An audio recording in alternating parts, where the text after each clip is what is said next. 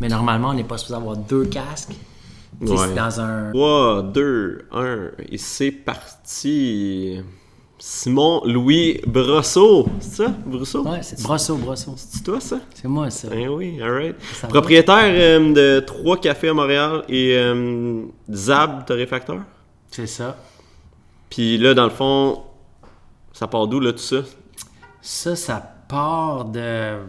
Ça part de... Il y a 3 ans et demi environ déjà. Le premier paquebot, dans le fond. Projet d'un de mes associés, Sam, qui avait besoin d'une cuisine de production, puis qui s'est dit, pour son resto à lui, puis qui s'est dit, on pourrait ouvrir un café en avant.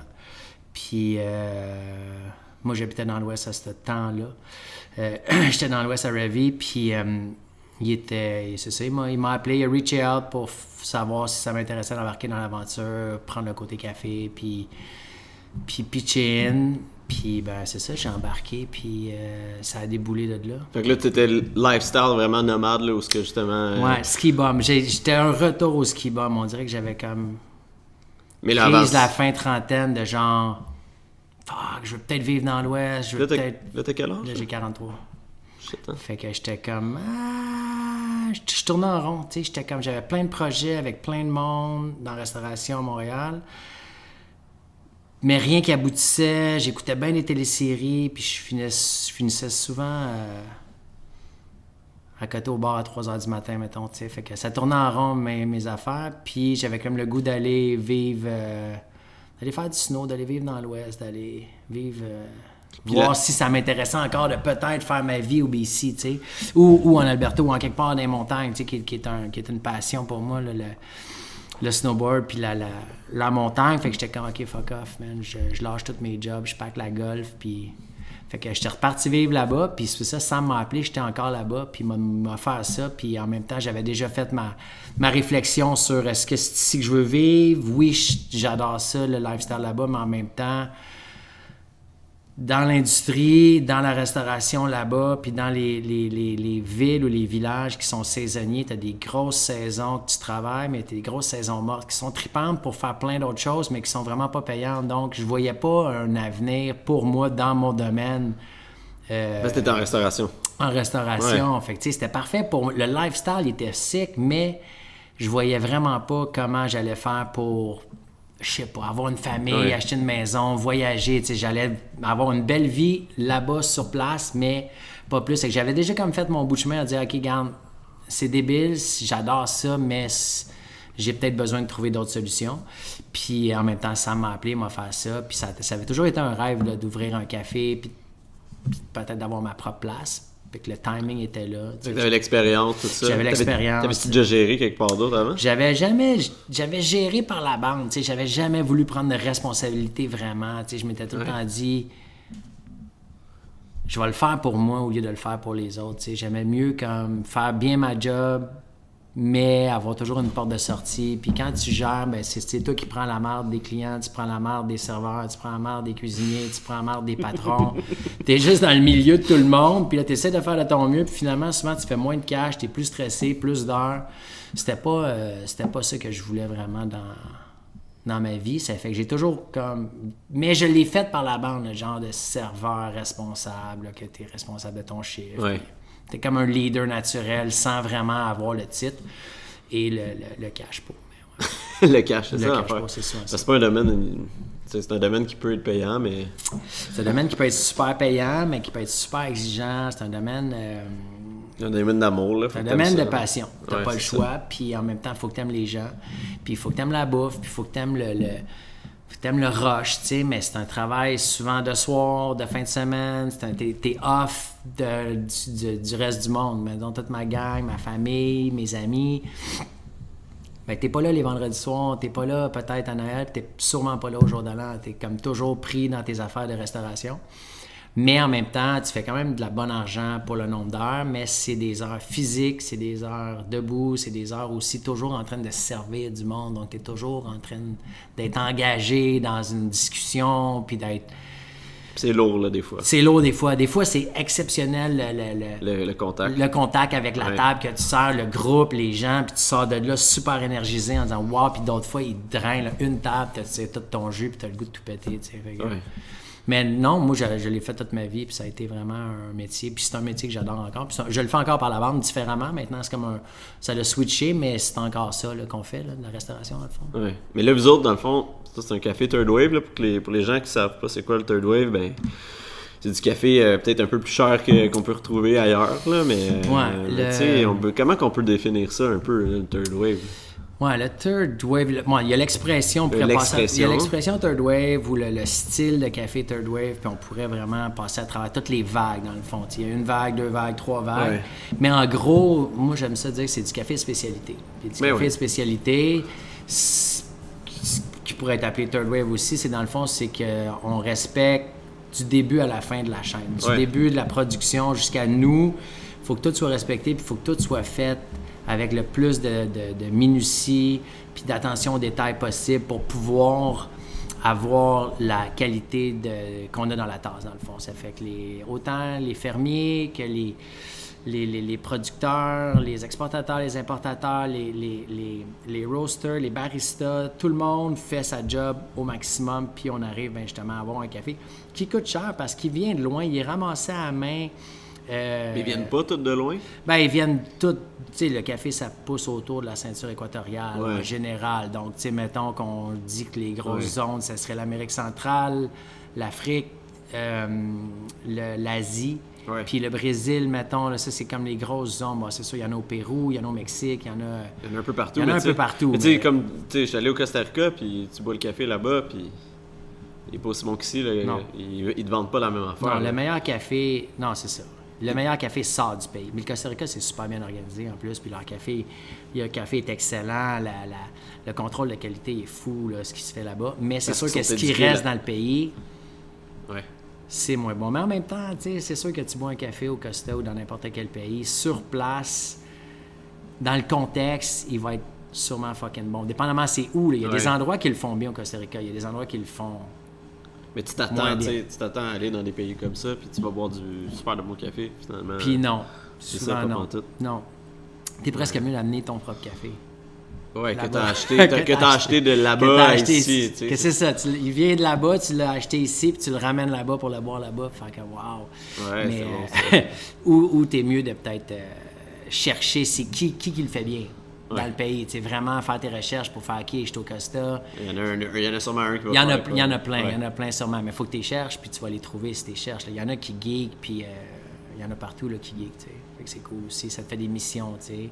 Au Mexique, j'étais allé au Mexique il y a une couple d'années, puis j'étais allé chercher, puis ça, c'était il y a quand même avant là, que ça l'embarque vraiment, le café spécialité, le Third Wave, puis j'étais allé chercher la place à Mexico City là, qui faisait du café, sa coche, puis ça a été ma mission de la journée, là, de me rendre en autobus, puis le Mercado à l'autre bout de la ville, puis... C'est pas simple comme ici, là. Non, il n'y en avait pas. Il y en avait pas du bon café, mais là, j'étais allé le chercher parce que je voulais le boire, puis parce que aussi tu es en voyage, puis c'est ça qui est le fun en voyage. Ah ouais, surtout si t'aimes ça, en plus. Ben ouais, c'est des missions. Ah ouais, c'est ça.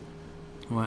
Fait que c'est un peu ça, là, c'est le café de spécialité. T'sais. Fait que tu sais, mettons, le prix qui est cher, là, ça a un impact, justement, là, t'sais. Ben c'est ça a un impact parce que nous, on essaie de payer les baristas mieux.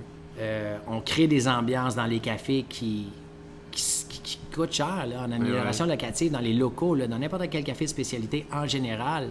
La place est belle, les tables sont belles, la musique est bonne, l'éclairage est bien fait. Tout, c'est propice, il y a de l'argent qui est mis pour rendre les cafés accueillants, puis ben ça se paye, mais c'est pas pour ça qu'on vend le café plus cher, mais le café, il est récolté à la main, il est envoyé ici, il vient de loin, le transport, puis il faut que tout le monde fasse sa cote, puis aussi, mais il y a du travail aussi pour la torréfaction. Il y a du travail pour les torréfacteurs, mais il y a du travail aussi pour les fermiers, les producteurs de café, que eux travaillent fort pour améliorer la qualité de leur tasse de café année après année, pour toujours essayer d'avoir un meilleur café, pour avoir un meilleur prix. Donc, ils travaillent extrêmement fort pour essayer de bien les payer, ce qui n'est pas le cas pour tout le monde. Mais nous, dans notre philosophie, pas juste Zap, mais le monde de la spécialité, essaie de toujours payer un bon prix pour un café donné, en fonction de la qualité aussi. Tout est rapport qualité-prix. Mais il y a des pays que, ben c'est ça, tu sais, le café vaut plus cher, ils viennent plus loin, puis il est plus dispendieux. Mais je pense que les gens, ils savent pas ça. Les gens, ils sont vraiment inconscients de ça. Ils sont inconscients de ça parce que s'ils savaient que la tasse de café qu'ils consomment devrait coûter 25$, ils viraient fous, là, tu sais. Ils ne veulent pas payer 5$ pour un latte, mais en gros, c'est ramassé à la main dans des montagnes à 2000 mètres d'altitude. Cerise par cerise, à la main, à maturité. Puis un arbre de café, ça ne devient pas tout prêt en même temps. Puis c'est pas genre tu shakes l'arbre, puis ça tombe. Puis... Non, c'est cerise, quand c'est prêt. Celle-là est bonne, celle-là est pas bonne, celle-là est pas mûre, celle-là est tombée à terre, on la prend pas. Puis là, on repasse. Si elle tombe à terre, c'est pas bon? Non, tu ramasses pas ceux qui sont à terre. Fait que là, on repasse peut-être 2 jours après, 3 jours après, puis là, tu récoltes les cerises qui sont prêtes. Ceux qui tombent à terre, c'est eux qui vendent ailleurs. Non, ben, c'est ça, c'est ça qui reste dans le pays. Mais ça, c'est un travail de fou, puis c'est souvent poussé dans les montagnes, en altitude. Donc puis après ça, c'est tout le procédé, que tu le fasses laver ou naturel, le faire sécher, les employés qui le lavent, qui le tournent, qui l'entreposent, qui le baguent. Tu sais, c'est comme un... C'est ça, c'est vraiment un travail de précision, dans le fond, pour que le café, parce qu'il y a plein de places dans la chaîne que il pourrait avoir des défauts qui se glissent. Fait que, tu sais, si tu l'as fait sécher trop vite, c'est pas bon. Si tu l'as fait sécher trop lentement, c'est peut-être pas bon non plus. Le taux d'humidité, tu l'as entreposé dans un endroit, la température, puis là, les harvests, après les harvests, il y a souvent des moussons qui arrivent. Fait que là, si ton café est entreposé là, puis là, il se met à pleuvoir, puis ça devient humide, puis là, t'es pas dans une bonne... Non, tu veux le sortir du pays le plus vite possible, en général. Fait que les importateurs sont à POC là, pour essayer de faire comme... OK, il faut que ça sorte de là, parce que plus ton café reste dans un endroit qui est pas propice à le conserver, bien, plus la qualité va dégrader aussi, t'sais. Fait que nous, on achète des cafés des fois d'avance, puis là, bien... Si tu le reçois 6 mois après, mais il a peut-être perdu en qualité. C'est comme une game de timing, beaucoup, tu sais. Mais bon, c'est le fun. C'est à l'année. C'est à l'année, c'est saisonnier, ça change tout le temps. Comme là, c'est l'Éthiopie. Tout le monde est en Éthiopie en ce moment, mais c'est aussi au Guatemala, c'est au Costa Rica, c'est en Amérique centrale. Fait que là, c'est comme ça se passe, là, tu sais. Puis là, avec l'immersion, justement, tu sais, l'immersion, le gros boom là, des cafés, là, on s'entend là, que c'est pas juste à Montréal là, que... C'est partout. C'est partout, puis... Il y en a de plus en plus. Il y en a de plus en plus, mais le plus gros problème, c'est justement là, les copes, là, l'espèce de recyclage. Là, Ça, c'est une nouvelle affaire, puis c'est une nouvelle affaire qu'on a commencé, mais qu'on commence à faire. C'est ça, vous avez comme un peu été dans le projet, puis... Oui, ça à Montréal. Bien, ils en parlent partout, dans bien des endroits, je pense. En Angleterre, d'ailleurs, je pense que je sais pas si c'est eux qui ont... Charger chaque cup. Charger chaque cup. Ou trouver une solution de diminuer, un peu comme les sacs en plastique ou les pailles. Là, ça rentre dans le monde du café pour faire ça rentre dans le monde du café, l'environnement moins consommé, le transport en commun, tout est relié. Il y a de plus en plus de monde qui prennent ça à cœur en ce moment. Le pack, justement, qu'il y a eu dernièrement, mais...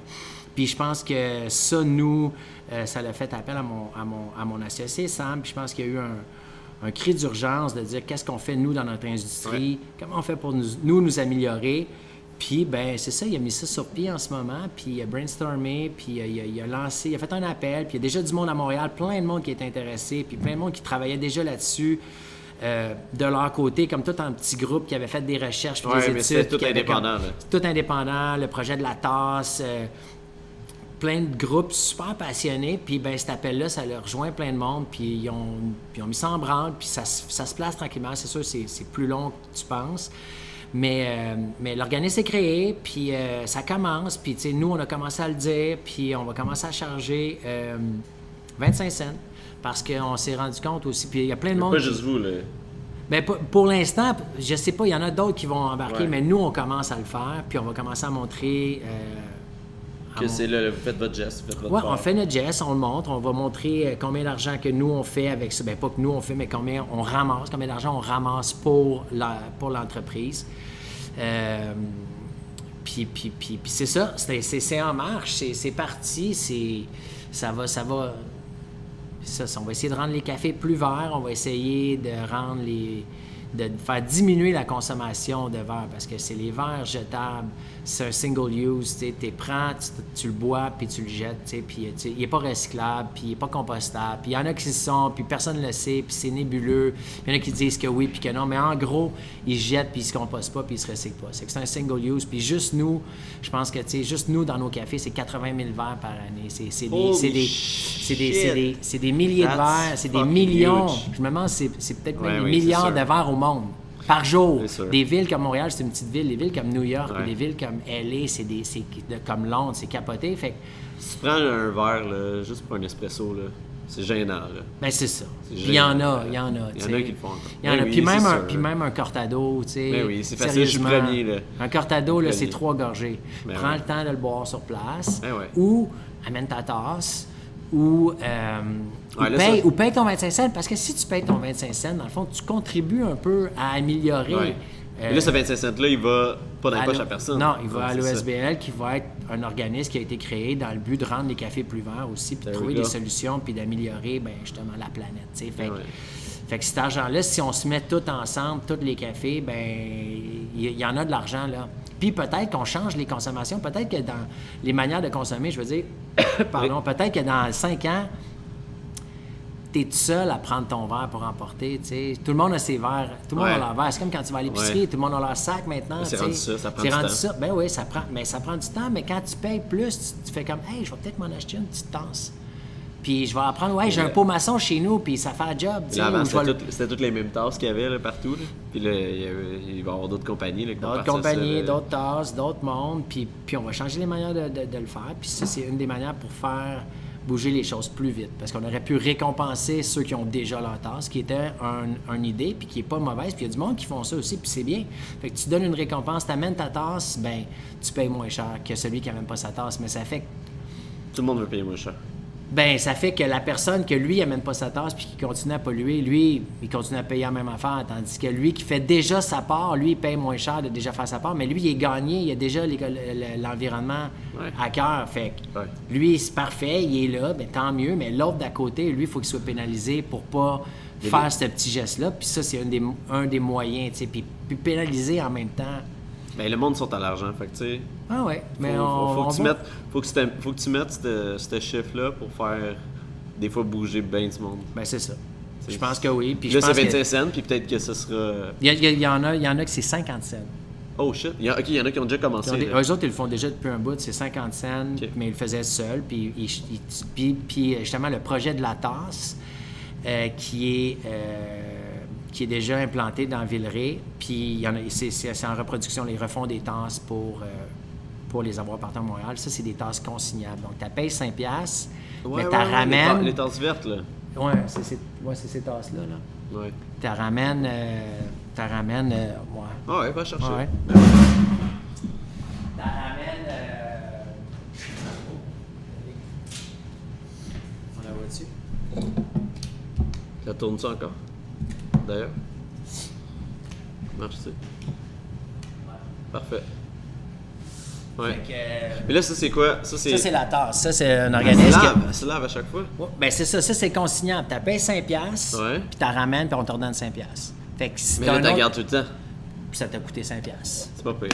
Fait que, tu sais, dans le fond, c'est une alternative à ne pas payer le 25 cents d'extra, de dire, je vais payer 5$. Oui, mon café me coûte 5$ de plus là, mais quand je reviens le même matin, puis tu l'achètes ici, ta tasse, mais après ça, tu t'en vas travailler dans le centre-ville, tu vas te chercher un autre café, tu ramasses, où tu veux avoir ton 5$, c'est dans tous les cafés qui ont la tasse. Tu peux le trouver sur le site qu'on va mettre dans le lien en dessous, là.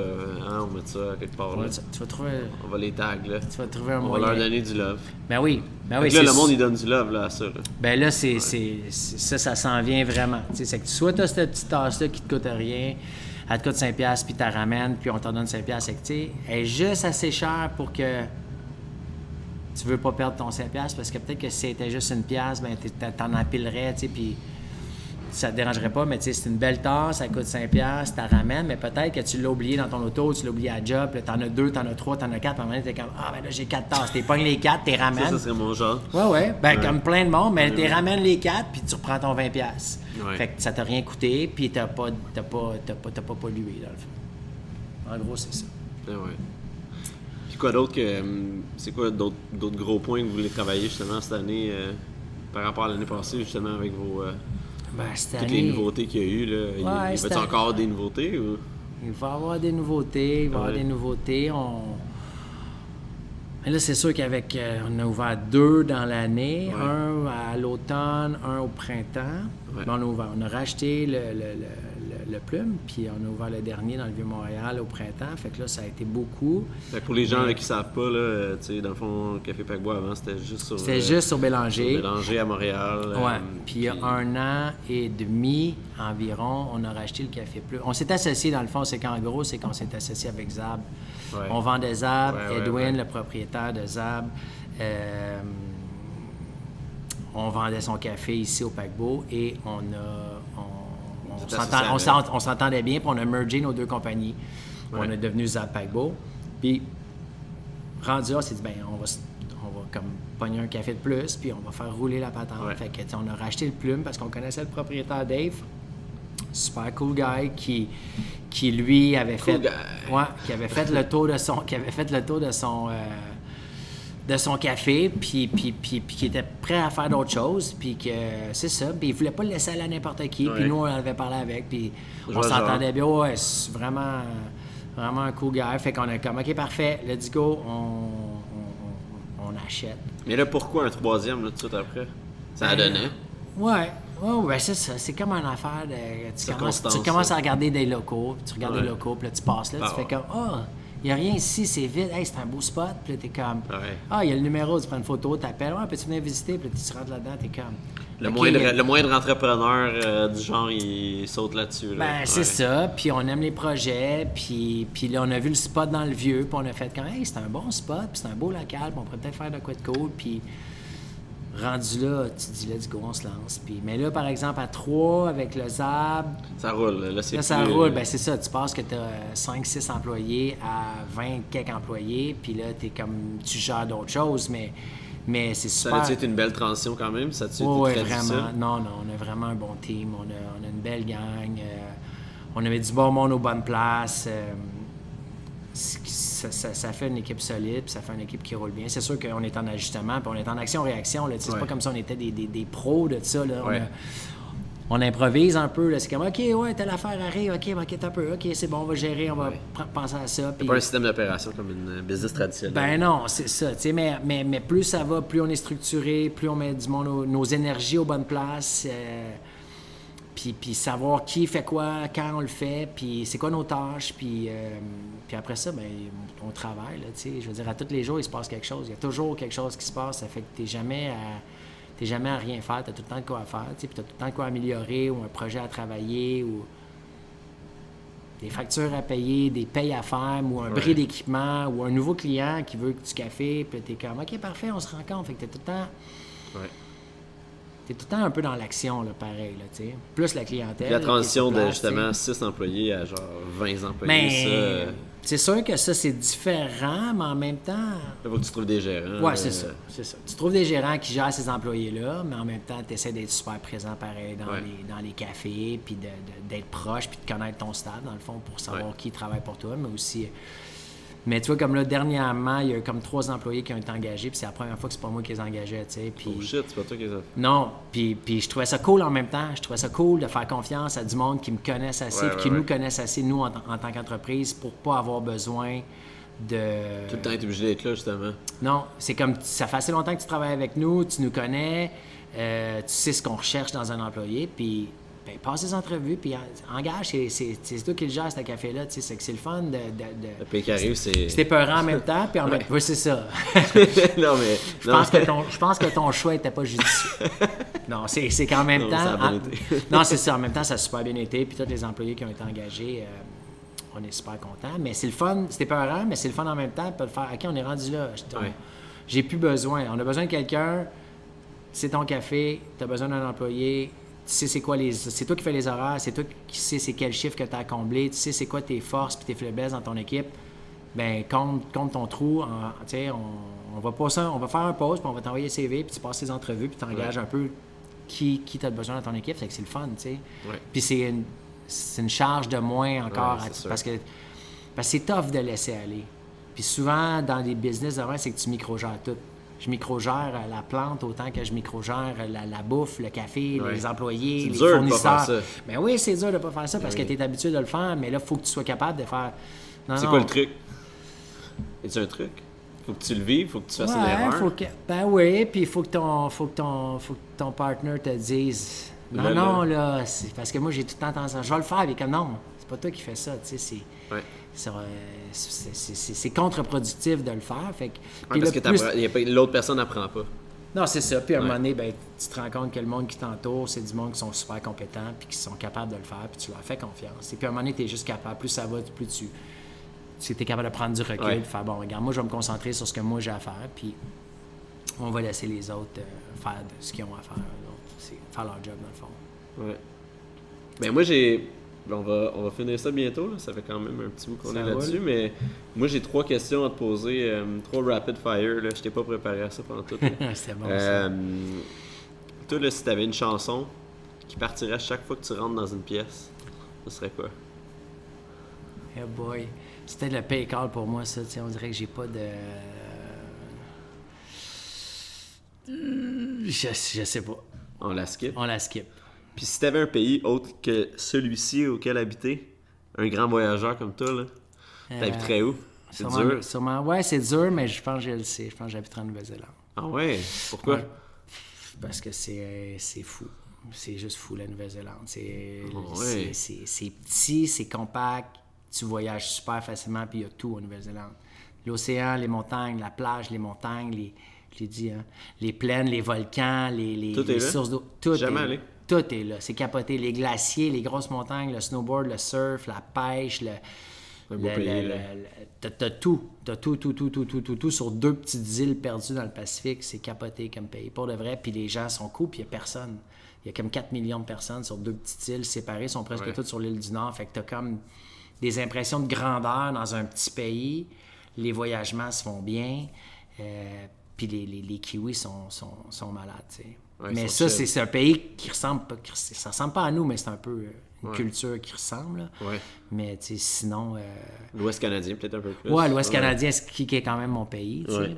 Mais sinon, pays exotiques, peut-être le Népal ou, tu sais, des pays comme ça, tu sais. Chill, chill, les Himalayas, la belle vie, la zen, tu sais, plus de stress, plus de tracas, plus la vie simple, tu sais. Posé, relax, là. Puis si... ben là, j'ai 2 options, là, puis on va voir si la première, ça fonctionne. Parce que si tu savais pas ta toune, ça va... C'est quoi, c'est quoi le dernier livre que tu as lu que tu recommanderais à quelqu'un?